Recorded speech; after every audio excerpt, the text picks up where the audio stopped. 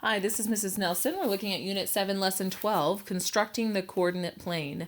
The objective says, when given points to plot, I can construct a coordinate plane with an appropriate scale and pair of axes. So we've grown into recognizing that we don't always count by ones, that we can scale the axes so that maybe we count by twos or fives or tens or some other value, or maybe we even count by fractions, by 1/4 or 1/3, so that we can have the points on our grid far enough apart that we can see the big picture and close enough together that we can make reasonable observations about the data, being able to see all the points at once.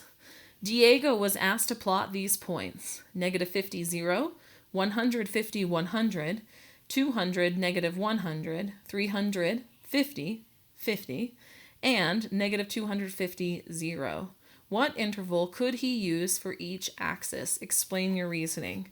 Well, it would not be reasonable to count by ones because it would take a really huge piece of graph paper or graph paper that has really itty-bitty tiny squares, and the points would still be very far apart because 350 is quite the distance from 0. So it wouldn't make sense to count by ones, but I could consider all of these values, and when I think about all these values, I see that all of them are multiples of 50.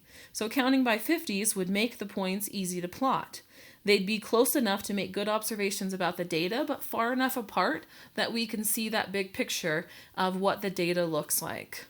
Again, our objective says, when given points to plot, I can construct a coordinate plane with an appropriate scale and pair of axes. So I chose to scale my coordinate plane so that I was counting by 50s instead of ones, so that I could plot all of these points in a reasonable manner. Thanks for watching.